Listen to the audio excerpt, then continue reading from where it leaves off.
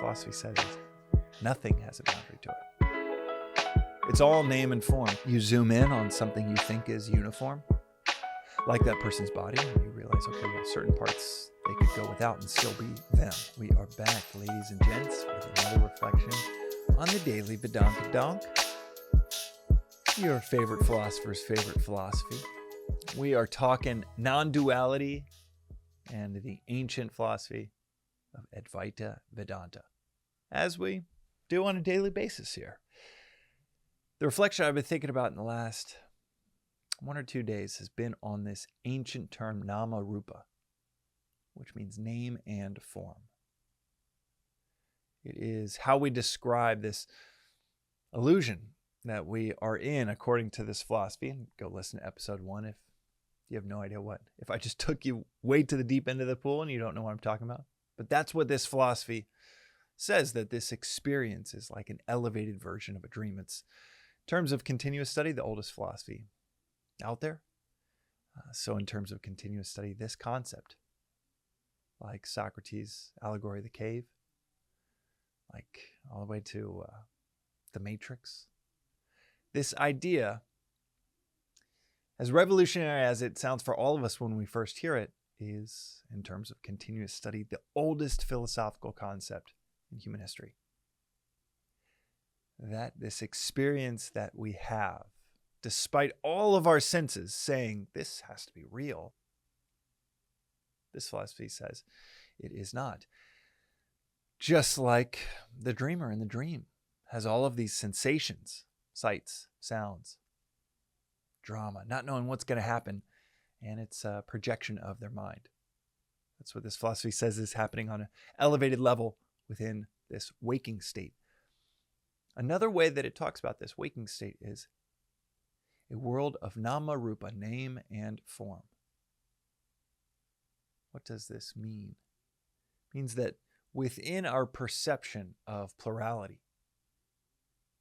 this perception that this cup is separate from this table, my fingers are separate from each other, it is just a perception.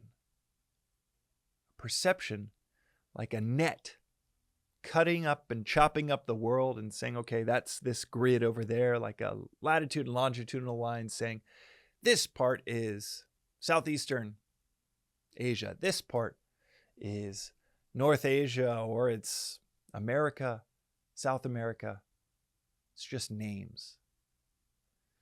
And in the case of this cup, it's name and form. It's a name and form to say this is where this thing that I've given a name, this cup, this is where it ends. This is where it begins. Much like our fingers. Well, this is the index finger, the pointer finger. Anatomically speaking, there is no point where one finger ends and the next begins.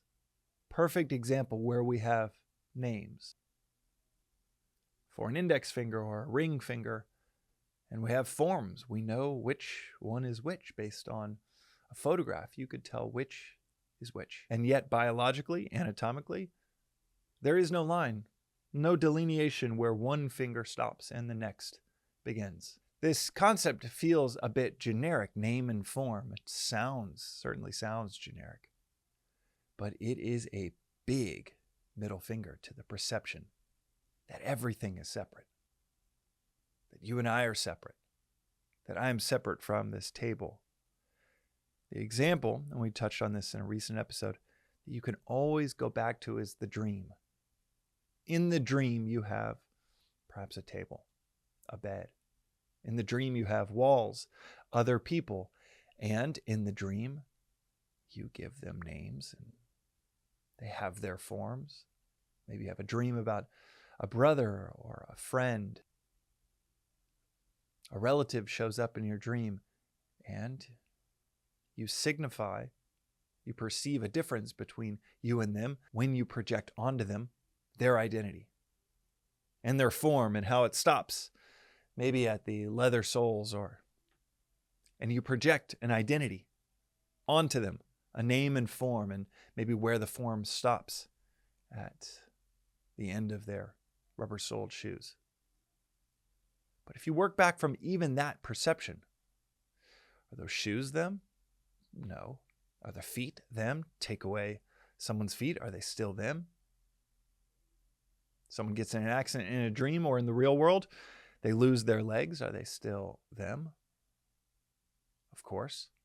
So this idea of where they start is actually also its own illusory concept. It's like the finger example. You get into certain territory, you don't really know.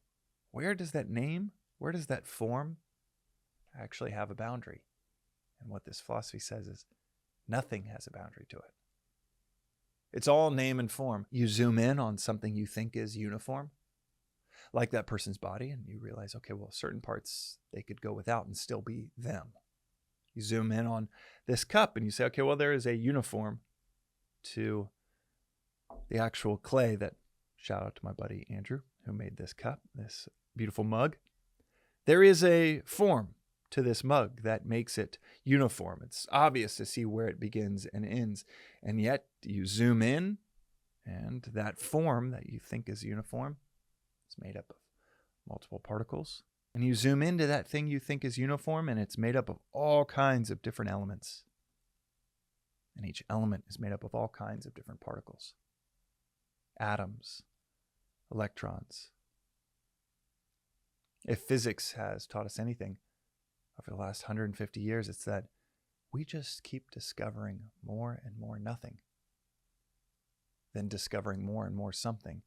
The space in between the particles of this mug, or you and I, is almost incalculable compared to whatever we think is its substance. Take you and I, for example. We think, okay, well, I'm James, and yet so much of my personality could be made up by the configuration of all of the microbiota, all of the bacteria in my stomach, all of the microbiome on my skin, my mouth. There is so many other things happening than this oversimplistic, okay, that's me in the mirror. So many other things happening that come into this equation that add up to quote unquote me. And when we look closely, like the mug, seems to be made of other parts, other names, other forms. Look closely into those, seems to be made of even more names and forms. There is nothing to point to, and a whole lot of it in between all of the somethings that we think are there. There is nothing to actually point to separate these names and forms from each other. It can be useful to talk about a hand and its different parts. Fingers, conceptually apart from each other.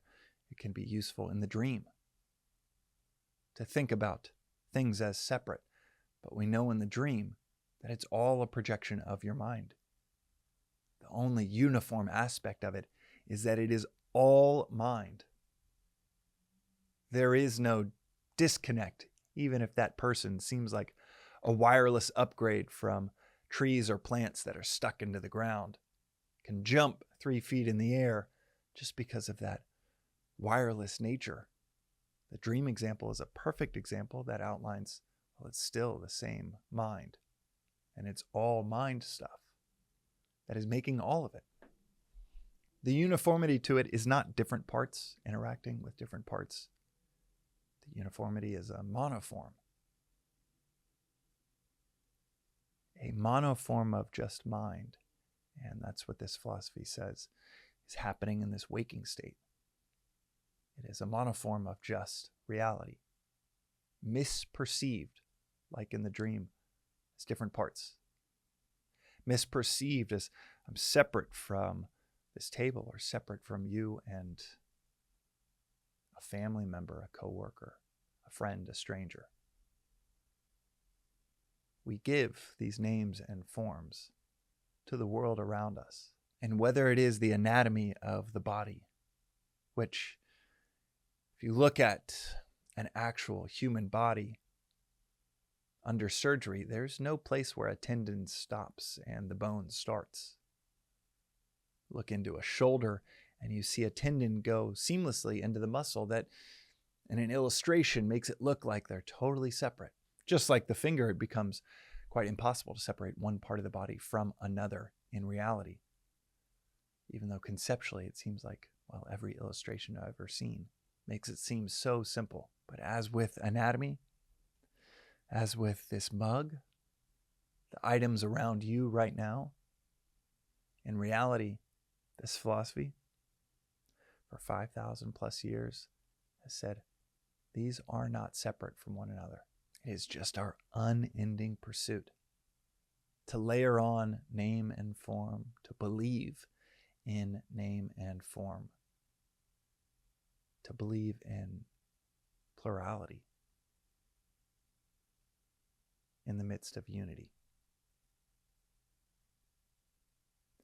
Linguistic plurality, with all of our names and forms, sounding so smart when we can chop something up a little bit smaller, a little bit smaller, a little bit smaller. Not in reality, but linguistically, with even more names and forms in the midst of unity. That is today's reflection on the Daily Vedantic. We'll see you next time.